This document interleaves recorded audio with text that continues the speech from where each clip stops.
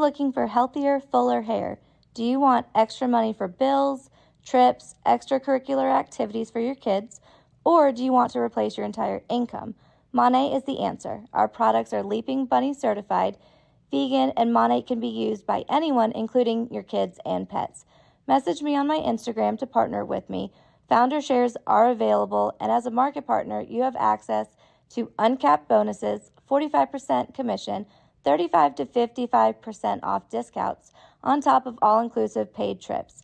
Right now, I also have a free gift for anyone that partners with me, so don't miss out. You can message me on my Instagram at LizChilvers87.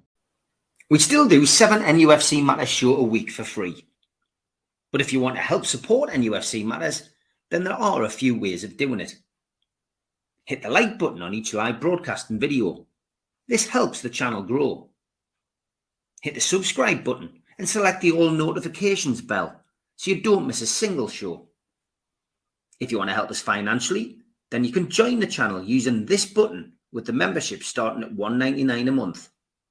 Or you can drop us a donation in the chat using a super sticker. We're also looking for sponsors. If you'd like your brand advertised on the flyers for the show and featured during the ad break, then email John at nufcmatters.com to arrange today. The word, switch the bracelet on the word, the word, switch the bracelet on the word, the word, switch the bracelet on the word. Yes, we're back. The word on Blake 7. We've made it to our second episode of the podcast, but our first episode of Series A. And yes, Nick's here. Yes, Lynn's here. Both Blake 7 fans like me. But who is this mysterious guy that's joined us on the podcast? It is Dave with his sunglasses on, who is part of the Federation. It has to be said, because he doesn't like Blake 7 at all. And we've been thinking, how can we make a podcast something a bit different? How can we make it different to all the other great podcasts that are out there? That's to have somebody on who completely despises Blake 7, doesn't like it, hasn't got any time for it. So we've got 52 episodes, Dave, to try and persuade you otherwise. It's like care in the community. But to prove the commitment. Yeah. Oh! There you go. Hey? Well done, Dave. Well done. I'm taking it seriously. Well, that's great stuff, mate. We are good mates, Dave and I, and I've begged him to do this over a course of a few months, and he's finally said yes, just to shut us up, I think, Dave. Just to shut you up, yeah. Yeah. All right, great stuff. When you do reviews of episodes, it's pretty standard. I've sent everybody some questions that I'm going to ask. For those of you who haven't even watched this series, this episode, beware. There's going to be a spoiler, and I'll do it right at the start. I did show you the program guide right at the start of our podcast. I think it would be only right to use the words of Tony Atwood just to give you a synopsis of the episode. Roj Blake, who was a hero and who the series is named after, he meets two colleagues who persuade him to go illegally outside the dome in which they live on Earth. The aim is for Blake to meet former colleagues of whom, strangely, he has no memory. Blake's friends inform him that he has a major resistance leader, but after capture had his mind reprogrammed so that he could renounce his old colleagues and give evidence against them. Blake goes outside. He attends a rebels meeting, but hides when guards appear and kills everyone present. Blake escapes only to be recaptured upon re-entering the city, where he's put on trial for a series of crimes against children. Despite the fact that evidence is completely fabricated, he is found guilty and sentenced to transportation to the planet Cygnus Alpha. Blake's defense attorney becomes uneasy about certain aspects of the trial and starts to investigate on his own. He gradually comes up with evidence to prove not only Blake's innocence, but also the complete fabrication of the evidence against him by senior administration officials, which he takes before a superior who turns out to be fully implicated in the invention of the evidence against Blake. Whilst continuing to try to gather information to clear Blake, the attorney is murdered by Federation guards whilst Blake is waiting to board the ship to Cygnus Alpha. He meets Jenna and Villa for the first time. Blake is still hoping for a reprieve when time runs out and the ship takes off. As the ship leaves Earth, Blake vows to return one day. So that was the first episode, The Way Back, transmitted Monday, the 2nd of January, 1978. The director was Michael Bryant, and the cast was Foster, Robert Beatty, Ravella, Gillian Bailey, Richie, Alan Butler, Tarrant, Jeremy Wilkin, Ben Glind, Robert James, Dr. Havant, Peter Williams, Alta Morag, Susan Field, The Arbiter, Margaret John, The Clerk of Court, Rodney Figaro, Computer Operator, Nigel Lambert, Guard, Gary McDermott, Varon, Michael Halsey, and Madja was Pippa Steele. The author, of course, of Blake 7, Terry Nation, script series editor, Chris Boucher, and series producer, David Maloney. So that is the synopsis of the episode, Nick. And we'll start with you, as you're next to me on the top row tonight. Promotion. Let's talk about the storyline and the script first, mate. Give us your views about the storyline and the script. I like the storyline. I thought it was good opening. It set the scene. Told you sort of that Blake had been this rebel leader in the past. I thought a bit of a plot gap was the fact that these events where he was a rebel leader were only about 4 years ago. And, you know, if you think of anybody in the public eye now, they don't suddenly vanish after 4 years in the public consciousness. So people would have been aware of him, even if he had his brain washed. You know, people he's going to work with every day or his neighbours would know who he is. And that surely would bring forth those memories of the bullet. But generally speaking, I like the plot. I thought it was a good one. That little gap aside. Okay, Dave, I'll come to you next. And I've noticed that something slightly distracting on there. We will come to that at some point. People will be wondering what that is, but we will come to that. Give us your views. L37. It is a bit of a distraction. We'll come to it. What was your thoughts on the storyline and the script? I thought the storyline was pretty bog standard science fiction storyline, if I'm honest. You know, it's an interesting concept, and obviously something that the Tory party was a good idea because they've taken on board and just changed the place to Rwanda. So, you know. But the storyline was okay. Good point, well made. Tory Nation's a good writer, so the story was pretty good. I don't know. There wasn't any atmosphere in any of it for me. You know, there was none of the scenes seemed realistic. I know it's science fiction, but I guess we'll come on to that with other parts. But the storyline was fine. It's a good setup, and we'll see what happens with episode 2 if I make it that far. If I can come back, Steve. Go on.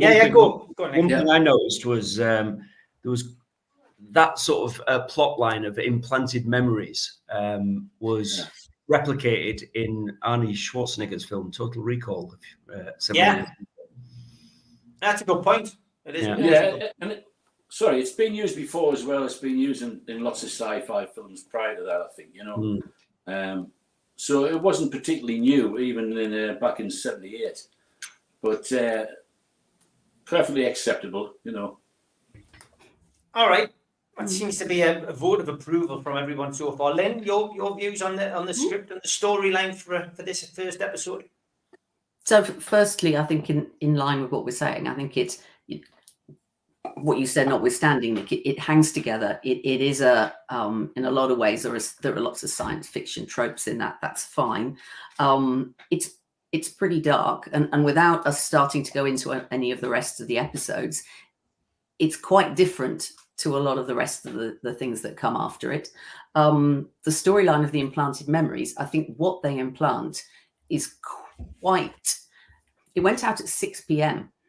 on the 2nd of January, and was at least aimed partly, wasn't it, at kids, but as well their parents, so people could watch together. So it's quite a storyline to put out at 6 p.m. But I'm not sure that they would use that particular set of memories. The whole child abuse. Frankly, I'm not sure that they'd use that now. But it certainly works together. I think that it made it very clear that the Federation are not the good guys. It laid out very clearly for us that these are, that the Federation is not where we want to be. But otherwise, I think it hangs together. Yeah. I mean, I would agree. I enjoyed the way that it set out the stall. Watching it again, I think I've told you guys it's not my favorite episode of Blake 7 at all. I know some people love this episode, but it's definitely not my favorite. I love the initial intro between Blake and those helping the outsiders and the rebellion against the Federation. I thought that I thought that was quite believable. I thought the whole trek across the wasteland to get to the rebels was fine. And then I always feel that kind of meeting between him and those who stood alongside him was always a bit weak. Great acting at times, but I just felt that could have been condensed more. And I think it was, I don't know. I like the way that it was done. I just think that it could have been done and written in a slightly better way. And I just think that, although the storyline's good, it is weak in places.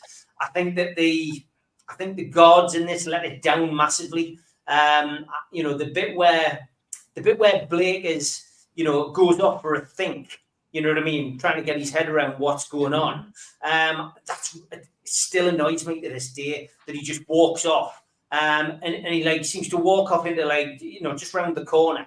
Turns out it seems as if he's miles away. And then, I found the whole thing just cringeworthy, that bit. It's not my favourite Blake 7 episode. I tried to watch it again with an unbiased view on that particular scene, but I just think Blake would have done something, I don't think he would have just stood and hid. I think he would have come round and he would have done something, but maybe he's the brain reprogramming's gone too far. And perhaps the point there is that he isn't yet the Blake that you come to know. It's ultimately that's been brainwashed. Yeah. It's never been my favorite part of it, that, and I think I do think it did have like a sci-fi feel about it, though. I think that I think it was more positives than negatives about the script. I just think it could have probably could have done things a lot better. I did enjoy the trial itself. The trial for me, which a trial, if it had been the kind of trial that we're used to, would have been like people sitting in wigs and stuff. But I love this whole concept of the fact that the evidence is placed in a case and the balls and it's weighed up and the scales of justice. I thought that really gave it a good sci-fi feel, and I did really like that. Then the fact that he's, the trumped up charges are coming up on this computerized screen, he's suddenly then starting to come round to the fact that he's been set up here, and he's, I enjoyed that bit of it. I thought it was quite good. And then this whole, chucked into this, dystopian world cell, and he's alongside these other criminals, and there was a lot more positive in it than I remember. Haven't watched it again. I enjoyed the intro to the new characters, people who were going to become part of the crew, of course, Villa and Jenna. It amazes me how different Villa is in that particular role to how his character develops. Jenna is very much Jenna as we go through the series. But yeah, overall, I didn't mind it as an episode watching it back, but I'm pleased to get it out of the way. I think is probably the best. I think it's probably the best thing to say. You're selling this to Dave, aren't you? I've got to be honest. I've got to be honest with you. Yeah. Yeah. By the end of the 52 episodes, I'll hate Blake 7, and Dave will like it. Exactly, would be arming through that. I enjoyed it more, interesting than I thought I would, because it's always sat slightly oddly for me, and I want to get on to Spacefall and everything that happens from there.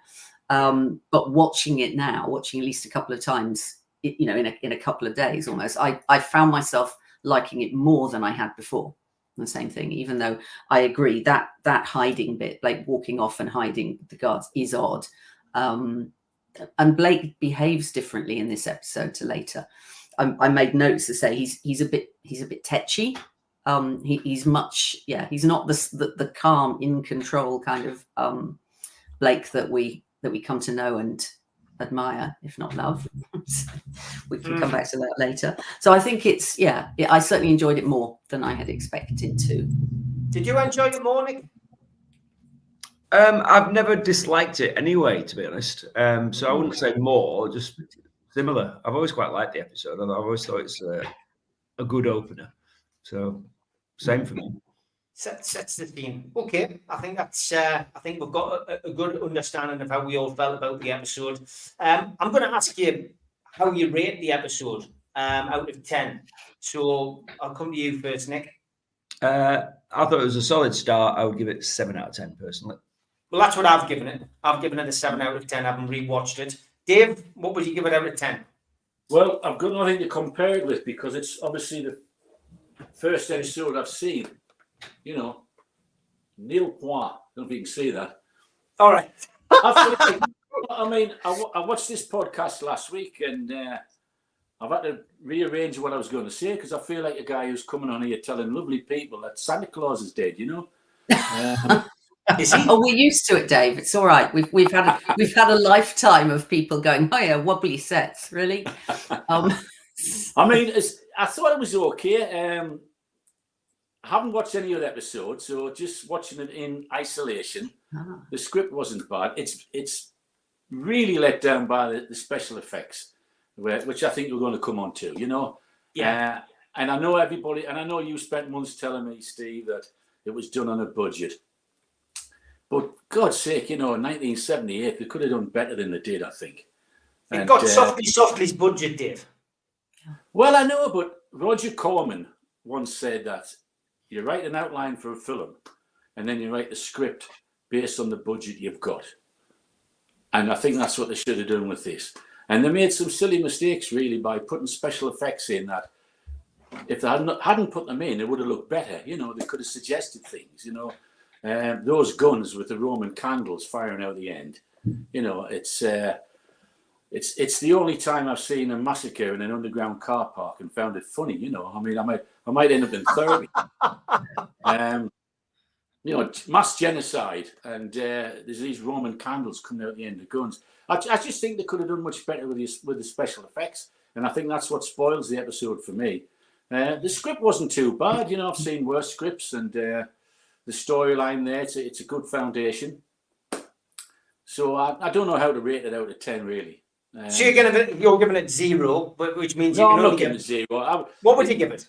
In isolation, as a sci-fi episode, if I ignore the special effects, I'd give it 5 out of 10.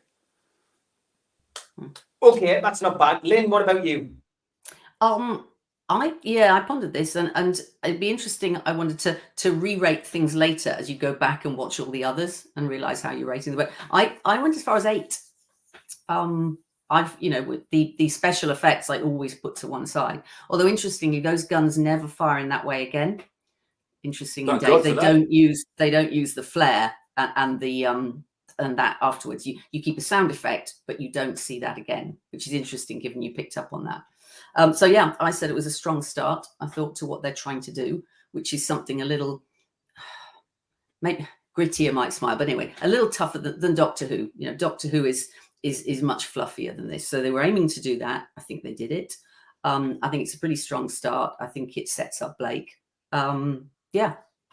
So I gave it an 8.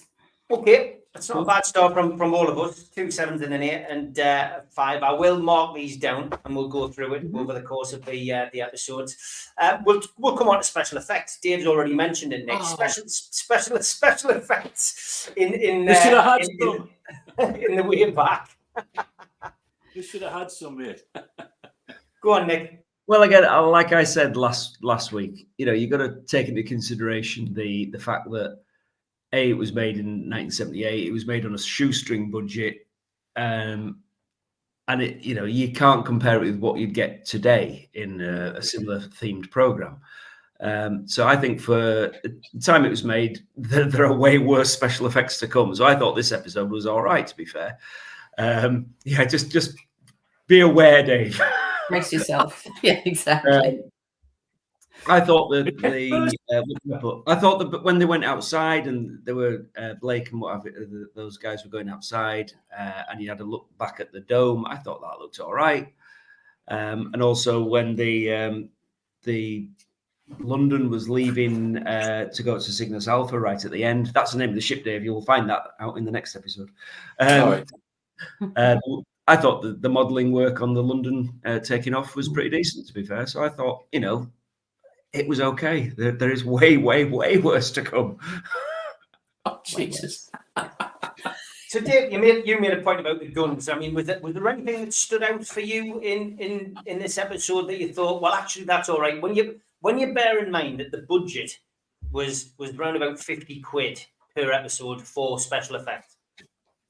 There's things you do when you haven't got the budget, isn't it? It's like the old horror movies of the 30s and 40s, where you saw the monster for 5 seconds, even Jaws, you only saw the shark, That's what they should have done. They could have done much more with suggestion rather than showing. I mean, is that somebody barking there? I do that again. Sorry. I thought the Federation was after me already. There's lots of things that made the special effects worse than they needed to be. I mean, even as the episode starts and they show you that little, what is it? The little thing with a flashing light on at the very beginning of the security camera. Security camera. It just looks like a bit of wood painted black, and it just looks not the best special effects I've seen so far. Well, exactly. The best special effects I've seen so far is on the menu for the DVD.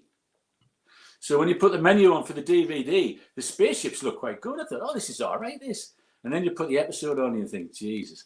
But I mean, this sort of thing, unnecessary, So just tell us what that is, Dave. Tell us what that is. Well, obviously, most of it was filmed in the BBC underground car park. So somebody thought, we'll name all the columns, L37, L34, and we'll make it be regimented, and, but they just stuck bits of paper on and they're peeling off. So you're looking at that and you're thinking, that sign's going to fall off in a minute. They could have spray painted it on. The one that had me in stitches is the doors. Have you noticed the doors, the bog standard doors with hinges and door handles? And the guy opens a door and he opens it as you would open any door, and then all of a sudden it goes whoosh. I mean, did they find some money at the end when they were dubbing? I mean, why would you put a whoosh sound on when somebody's just opening the door? I don't know. I do that in my house. Do you not do that? You do the noise. Oh, well, that's fair enough. I'll send you the address of my therapist. That was ever since Star Trek, wasn't it? Original series Star Trek came on. We were really small, so every door has to make that kind of noise. Yeah, but I mean, it's a good point. I haven't picked that up. If they had a door on rollers, they could have had two guys either side out of camera pulling the doors open, and the whoosh sound would have made sense. But when the character opens it, turns the knobs on the door and opens the door, then it goes whoosh. You think, well, what's that about? There's, and you mentioned special effects and the year it was made, but I mean, if you look at Jerry Anderson's UFO, has anybody seen that series with Ed? Yeah. I mean, that is just miles and miles, and that was made 8 years early, 1970. And some of it was done with models, so I think they could have done a lot more with the special effects. I suspect the director of this, and I haven't checked him out, but I suspect his favourite film is probably Plan 9 from Outer Space, which is the worst movie ever made. So I don't know. I think it's going to be a real problem. I'm terrified now after Nick said they get worse. It's going to be a real problem going forward. Because you don't get any atmosphere. They get worse. There are worse. There are worse. Yeah. There's some cracking model work coming up. I'm not taking up any more time talking about special effects. I've got a list of about 500 things I didn't like. But I would go back to choices being made. If you didn't have the money, you didn't have to show it. You didn't have to show those guns firing. You could have just pointed the torch, or you could have done a sound effect. You didn't have to have the doors whooshing open and things like that, Mm-hmm. I agree with you on the doors. It was definitely on my list. That stood out a mile, and I'd never noticed that before. Because I'm looking for it now, it did stick out. Lynn, what about you? What was your view on the special effects? So, my first view is that depending on what you class special effects as versus just set, it's an episode with relatively few, not much, there's not much need for model work. We're not in space yet, apart from the last piece with the London. So there's relatively little. As you say, I quite like the way that the dome looked. That was a case of something that they could do, whether it's I'm not sure if it's a glass painting or it's whatever it is. I think it worked really well. But I think, and there was a look. They introduced us to the way that the troopers look and the guards look, and that I always thought was pretty strong. It is very 70s beige and brown and green, but that again I think is more of a style and the time in which it was made. Right, look at all those tabards they're wearing and all the flares and the hush puppies. That's a it's a product of its time, I think. Is that not also born out of the sort of dystopian society it's trying to show? If you think of 1984, they weren't all in Hawaiian shirts, were they? Yeah. So yes, and all the plain white walls. So it had that slightly stark look to it. But yes, I've never liked that that flash thing on the guns either. I say, and interestingly, they do remove that. So even they must have thought, okay, no, we don't need to do that anymore. So I thought it set the look and the tone quite well. I haven't noticed the doors at all, interestingly, and I'll notice every single one of those now when they do it. And the guns weren't. Neither did I. Yeah, I've got one little note to add. I mean, I'm the same as all of you guys. I'll not go over what you've mentioned. The doors thing was a big thing. The confinement chair's awful. On the London, where Blake's basically told to sit down and he's going to get punished, and then these horrendous arms start coming out like this. I've got to be honest, you look at it and just think, well, anybody could just get up and you could probably blow on them and then come apart. Look terrible when you think of the way that the ship inside looked. They could have come up with something a lot better than that. Even just some kind of restraining ropes or something, I don't know, but chains, something that at least looked as if it would keep them in his seat. So I didn't like them at all. The London ship, bearing in mind the budget that they had to spend, and Dave will get sick of me mentioning this in the next 51 episodes, but I thought they did a great effort. And the fact that we'd actually seen, you get a chance to see that, you get a chance to meet people like Matt Irvin, like we did at the, at the thing in Stephen this summer, was fantastic. And the time and effort that goes into making something like that, especially on the money that they were on, I think it's fantastic. And bearing in mind the comparisons that they had at that time, where Star Wars had come out with a multi-million-pound budget and Blake Seven's is trying to do the same on 50 quid. It's mission impossible. But I thought the London ship was brilliant. We'll see more of it, of course, over the next couple of episodes. But it was, I'll take your hat off to them for that. There was things that they need to learn. I get your notes about the guns. I've always just said, I've always just accepted them as they are, but it wasn't great. And like I mentioned with the storyline and the script, that the massacre was poor. You're relying on extras to do a good job, and unfortunately I just don't think they were, it wasn't a very convincing massacre, put it that way. The guards, I know I'm getting back into the storyline and the script here, but I mean, the guards were clearly extras. None of them were allowed to speak. So there's nothing looks odder than people coming along ready to do a job, not even speaking about what they're going to do. It was the least convincing massacre that I'd ever seen. But again, the guns didn't look. Go on, Dave. Yeah, I thought the guards were the best thing in it, because the fact that they didn't speak just made them all that more sinister. Maybe. And yeah. to say something positive about the program, as I realised I don't think I have yet. The guards' uniforms, etc., that was pretty good, Yeah. The massacre was terrible. I mean, they were just standing there waiting to be shot. They didn't have the energy to run around. It was like it was filmed in slow motion, but it wasn't, So that was really choreographed very poorly, I thought, I'm going to throw a curveball in on that, because if you look at stuff from World War II, when the SS were massacring Jews, they just walked up to the graves and were shot. so many times. People do that when they're gripped by fear, and it's the old fight, flight, or freeze. And people, a significant number of people do freeze in times of stress, and that type of stuff happens. Well, that's a good point, Nick. But God, it's a bit of a downer, isn't it? Bringing World War II into it, but massacres aren't normally big parties, are they? Yeah. It's true. It's interesting, but it's something. It's a positive from Dave on the guards, and I think we all agree the guards costumes are particularly good. So let's talk costumes, Nick. I mean, I think we all agree. I think we can all collectively agree that the design of the Federation costume, the troopers costume, is brilliant, and it is one that holds menace. As well as that, is there anything else that stood out for you? For any of the characters? My standout costumes were the Federation Guards by a country mile. It was a bit of a no contest, really. Like I said last week, when I first saw an advertisement for Blake 7 back in probably late 77, it was clips of those guards in those uniforms looking sinister and threatening that sort of caught my eye as a whatever I was then, 11, 12-year-old boy. And I just think they're great. The costumes are fantastic. And then, when we were down at Stevenson the other week, and the guys are dressed in those costumes, it just has that sort of iconic look about it. It's really, really good. Okay. Yeah.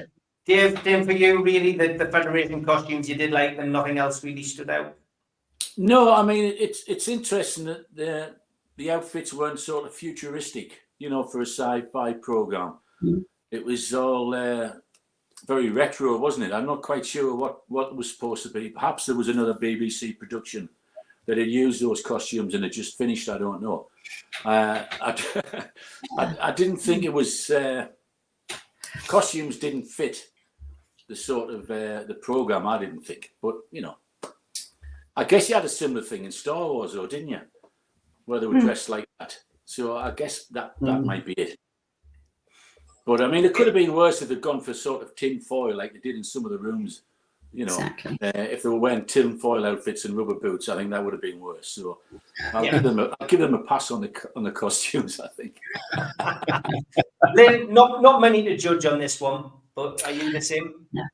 Yeah, as I say, I mean, Federation Guards all the way, and the rest. I agree with you, Nick. The idea of that sort of dystopian future, everyone is. So everything looked very similar. Everyone who was Blake, Ravella, and so on, they were in variations of exactly the same costume. When you saw Morag and Van Glind, they were in variations that were clearly supposed to denote something, people who are more senior, more important. But so it did that kind of thing. But there was not. Yeah, it's the guards. Nothing else stood out. Yeah, same for me. I mean, obviously, again, when you're thinking about these things, you do look at them, and similar to Dave, really, the lack of sci-fi feel to it. But then, as Dave rightly points out, when you look at those early Star Wars films, and the episode 3, 4, and 5, I guess Luke Skywalker in particular, and his auntie and his uncle on Tatooine, they're all dressed in a similar way. So maybe. Maybe that was the thought behind it, but nothing really to shout about. But the Federation definitely stands out. There are, as we will come to find out in the next 51 episodes, some more rather flamboyant costumes and some faux pas, can I say, in the stuff that people wear. But we will watch and learn as we go on. Flabbergasted. Oh, you will be, yes. There's not long to wait either for a faux pas. I'll not spoil it for you, Dave. It's a classic. It's like an up and coming dentist appointment, but Okay, which character stands out is the next question, Nick. In this episode for you, which character? Do you mean like regular character or guest character? Which you mean? I would give. Well, yeah. Let's go for both because I'm going to ask you about the actors a little bit later. But yeah, best characters. Which is the strong characters in this? Well, I think that for me, the standout character is Blake himself because the whole episode is focused on him and his sort of dawning realization that he isn't quite the person he thought he was. and that, you know, he's had this quite significant past that is suddenly revisiting him with deadly consequences and a little headache. Sponsored by Nurofen. Indeed. Anybody else stand out for you, Nick? Is there any of the other characters? Well, the other character I liked was what's he called? The Dev Tarrant. Yeah, he is played by a guy called Jeremy Wilkin, who played a very similar character under the same director in Doctor Who in Revenge of the Cybermen, and you know, it's like almost he was typecast into it in that he had this style of playing creepy and sinister, and it's almost the same character in both roles, I think. But yeah, I thought he was good. I liked him. Okay, Dave, standout character for you in this?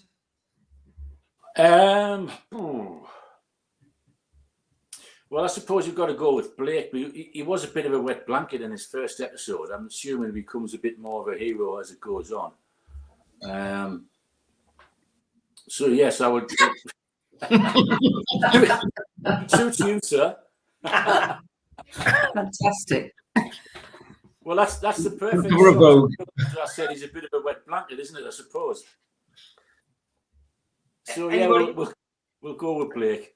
Was there anybody else stood out? Any of the other characters? I mean, Dev Tarrant's been mentioned there, but anybody else? Well, you'll have to forgive me the character names. Who's the villain who's got the inconsistent limp and too much foundation on his face? Dev Tarrant. Yeah, well, yeah. I think he's going to be good. You know, he needs to sort his limp out, though. He's not quite consistent with it. But I think he's going to be quite good. Guest star? Are you asking about guest stars as well? Yeah, I mean, I think Dev, without spoiling too much for you, he was your guest star, so I guess that is probably it, because we don't see much more of Dev after that. We do see another Tarrant, but it's like light years away. But yeah, so I think that you probably had it. If you've got another one, Dave, go for it. There's somebody else. Well, I thought, is it Foster, Robert Beatty?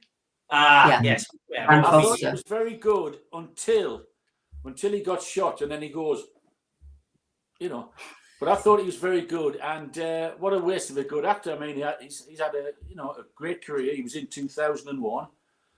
He's been in lots of films, and I was a bit disappointed he got killed off. So I thought he would have been quite good.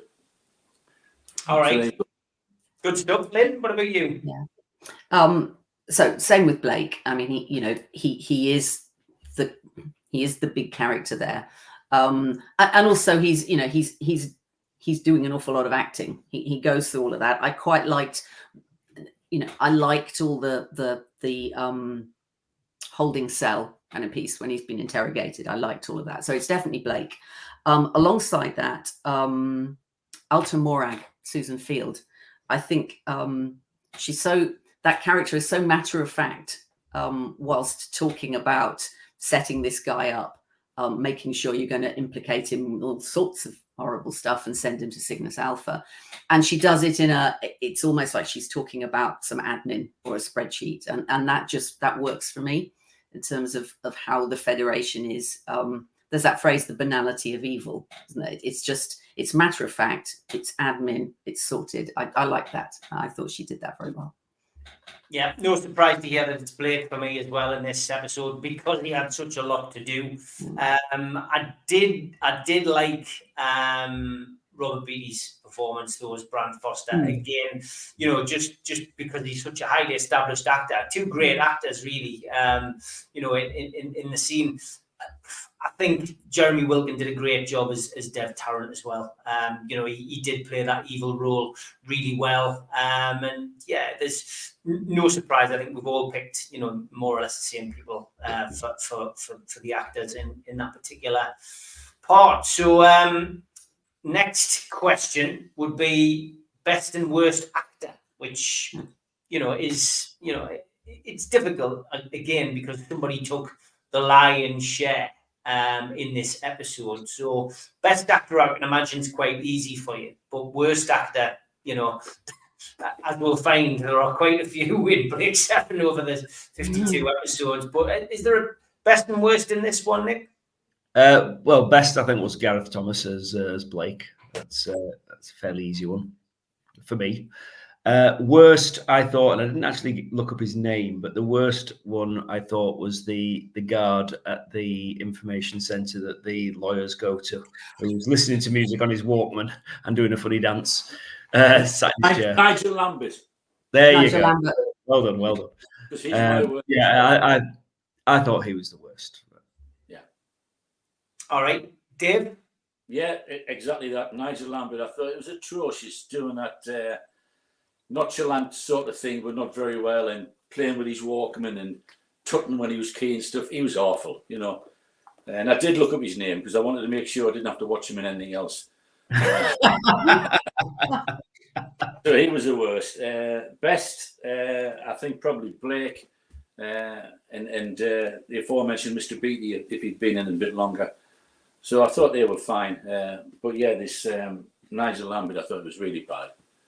You know, typical third-rate BBC. Somebody was in the canteen and had just got run on stage in the last 5 minutes and take that part of them and do it, will you? You know. Okay, Lynn. So I think for best actor, I mean, we'd already talked about character, which is Blake, and I think that Gareth Thomas clearly did a great job with that. So I looked at that. If I put that aside, I thought, what else did I see? And it's partly because I've watched everything else and seen it change. But I thought Michael Keating's initial Villa portrayal is just really good. He doesn't have that many lines, but he sets it up as, yeah, I just think he did it really well and it stood out. And part of it may be because I know how the character develops. But I thought he made quite a big impact for a relatively small, it's what, 3 scenes. So that worked for me. Interestingly, after you've all said various things about it, the Jeremy Wilkin, it just, that character, maybe it's the character, maybe it's the way it happened. It grated on me. I never found him particularly convincing. So it's just a completely opposite view. I felt it was sort of, sinister, but not, what am I thinking about? Almost the kind of the sort of comic book sinister rather than something that worked. That's the way it came for me. So it never quite, his performance never worked for me. But that's why we've got 4 different people, right, with 4 different sets of views. Nigel Lambert wasn't great, but I thought the character, the way that it was just so completely bored, almost gleeful when they weren't able to get past when the access ban bit came up, and then just calmly at the end phoning security and reporting the whole thing. I thought maybe that's more character than actor, because the whole space Walkman thing was a little bit jarring. But again, that the way that he's just sort of bored with the job, phone them in. But Dev Tarrant didn't work for me. Yeah, I get where you're coming from with Dev Tarrant. It was better this time round, but I remember thinking before I watched the episode, this stupid situation with Dev Tarrant is I remembered it. So it had stood out, but it didn't seem as bad to me this time round as it had in the previous time I'd watched it. But I know exactly what you mean, and I don't know whether it's the way it's that particular scene shot where Blake is just being tranquilized before he gets taken to the holding bay to go to Cygnus Alpha, where he's on the ground and he looks up and Dev comes with his limp and stands and looks like that. And you just think, it's a bit. I think it's the way that he was directed, because I think watching him back, I don't think it's as bad as I first thought it was. 100% agree with Nigel Lambert, the computer operator, as he's credited as. I think that's a bit of a cringe moment. Again, though, it's the way he was directed. Best actor by a country mile, RSC trained Gareth Thomas as Roj Blake in this episode.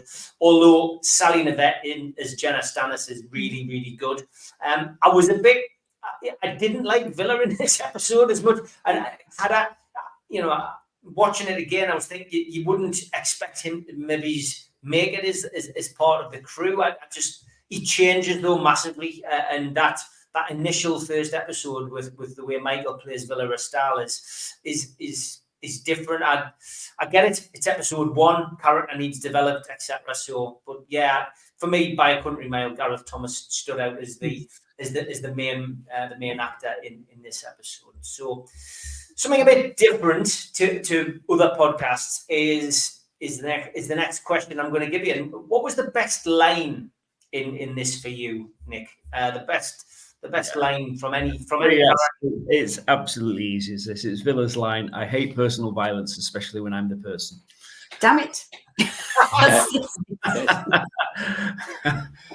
That's just, that won it by a country mile for me. It was so easy. Me too as well. It could have been written by Woody Allen, that, you know. Yeah. And take it, Lynn, you got that down as well. Absolutely. That was the first one, because it also, again, it foreshadows so many other great lines that Villa gets. And some of them, I instantly think of several more in my head, but I'm also assuming that's early Chris Boucher as well, just laying out that. It's great. It's great. Yeah. I like that one 100%. It did stand out, but I had a feeling that somebody else would pick that. So I went for the line at the end of the episode where the guy on board the London basically tells Blake to take a long last look because it's the last time you'll see it. And then obviously Blake says, "No, I'm coming back." And I love that little bit of dialogue. I did manage to tee a clip up. So for those of you who maybe haven't seen it, stumbling across this podcast for the first time, I will spoil it a little bit with a little. Love it. I didn't know. I know that you laughed there, Dave, but I mean that's that whole that. You see what I was talking about? It's awful. But I think that, looking back at that London episode there, the taking off and all that. Honestly, the budget, Dave. That's that bit's all right. That bit's all right. That, Although I did notice it looked like the Federation Guard standing at the back. And I've just noticed that now. Now I'm going to have to go and rewatch that. That looked as if he was the same height as the actual ship. So I may have to go back and look at that because it was difficult to tell on this screen. So that's it. That is the end of The Way Back, the first episode. Any final thoughts, Nick, on what we've talked about tonight? No, as I said earlier, I just think it's a good, solid start, introducing the show, giving you a premise of what it's about, and introducing some of the main characters and protagonists that will carry it forward. I just thought it's a solid start. All right, Lynn, I'll come to you next. Yeah, it made me want to watch the next one. As you say, there was just enough of that setup. Blake is strong to start with as a character, as you say. His character develops, but I think it's a strong character. It shapes it as something a little bit more serious than Doctor Who, which I was going to enjoy from then on. I liked the hint of the London, as you say, all that spaceship stuff. I wanted to see the spaceships, which is probably why I like Spacefall a lot. So yeah, it was a really good start, and Federation Guards, everything. Yeah, let's see more. Same for me, 7 out of 10, as I said earlier. Solid start, established Blake, established the storyline, leaving you on a bit of a tenterhooks now because, they're going off to a prison colony. How on earth are they going to get out of it? Because no one can ever escape from there. And Blake obviously saying, "I'm going back." Now we've got the real Blake, no drugs, fully understands what's happened to him, and he's now got a couple of allies, certainly in Jenna and Villa for the time being. But yeah, interesting to see how it develops, and it was one that made you want to go back, which is what you have to do when you're setting your stall out like this. So Dave, I left you last because obviously you're our non-Blake 7 fan at this moment in time. On what was what's your final thoughts out there when you went before me? I thought it was being edited out. Well, I must admit, it does make me want to watch episode 2, or it did until Nick mentioned the effects get worse. But don't no, listen to I am him. looking forward to watching episode 2. There's nothing wrong with the storyline as it is, to be honest. And it is a lot more serious, as Lynn said, than Doctor Who. It's a serious storyline. So yeah, I'm looking forward to watching episode 2. I would mention as well, we haven't mentioned the music in it. Yeah, well, let's talk about that to finish off if you want. Give us because the music. I was going to say that my favourite character in it was Reginald Dixon, who used to play the organ in Blackpool from 1930 to 1970. Reg Dixon. Have you heard of him? Yeah. Because there's a lot of organ music in at the beginning, and I just thought it was very strange and bizarre, and then it seems to fade out a little bit later. So I think some of the music's a little bit bizarre in the first episode. But, you know. It does get better. And the theme tune's not something I'd actually thought of, but yeah, Dudley Simpson, of course, was the man who created the theme. Lynn, are you a big fan of it? I love it, to be honest. I think it's amazing. I think that also had me from the first time you hear it. Whether it's the intro, whether it's the it's over the end credits, I just think it's superb. Some of the incidental is odd, but that theme, Dudley pulled a blinder with that one, absolute blinder. Yeah, agreed. Agreed. Yeah. Anyone got it as the ringtone? No. I at one point I did. Yeah. It was particularly the incidental music I was referring to. The theme tune's fine, it's nothing wrong with the theme tune, but some of the other stuff's a bit weird. It's trying to add drama, instead of a bit of acting would have done it. But never mind. Confirmed. Confirmed. Just wait till. You're confused by that. You're confused. For those of you who are listening on a podcast and not looking at the visual, Dave's face was a picture there. That is it then. That is the end of the first episode. I've got to thank all of the Blake 7 Facebook pages who've kindly allowed us to promote the podcast on the group, which meant that on YouTube we hit 1,000 views, which is great. Don't get the stats, unfortunately, for the others yet, but I do want to give a big shout out to the team at Vindictus Novel as well. Give them a follow on Facebook. They allowed us to post on there, and I didn't give them a shout out last week, so you can find them Vindictus Web, and they do some great storylines, of course, about what happened after the last episode of Blade 7, and well worth tuning into their books and their recorded CDs. Get yourself onto that Facebook page tonight. And we've got a Facebook page. Just type in the word on Blade 7. You'll be able to find us on there, and we will post a few bits and bobs on there over the course of the next couple of months. People are saying, how many episodes are you going to do? Well, we're going to do all of the series. When we can, we might be able to do maybe 2 in a month.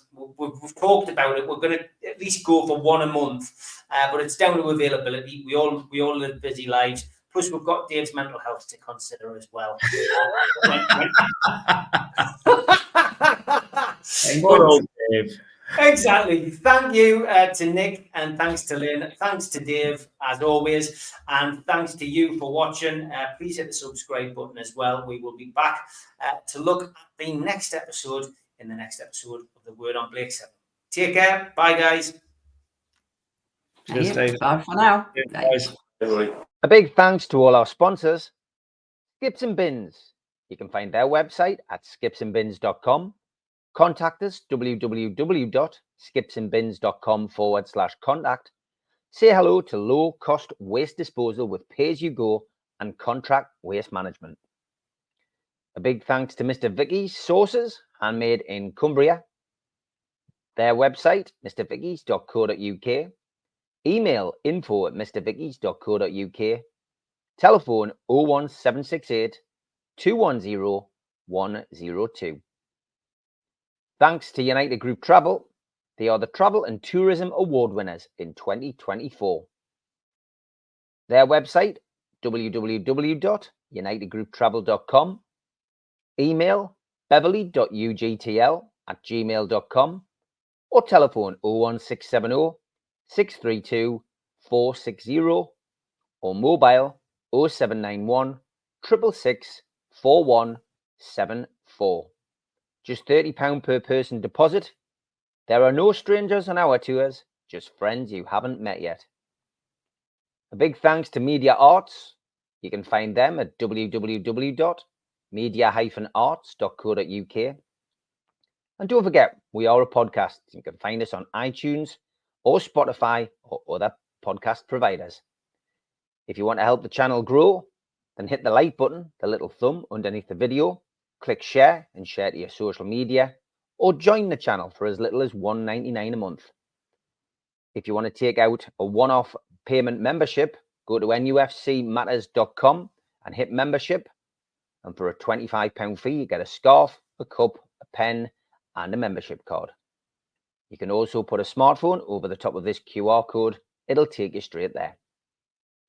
And don't forget, we also help the food bank on this channel. NUFCfansfoodbank.co.uk is a website where you can make a virtual donation today.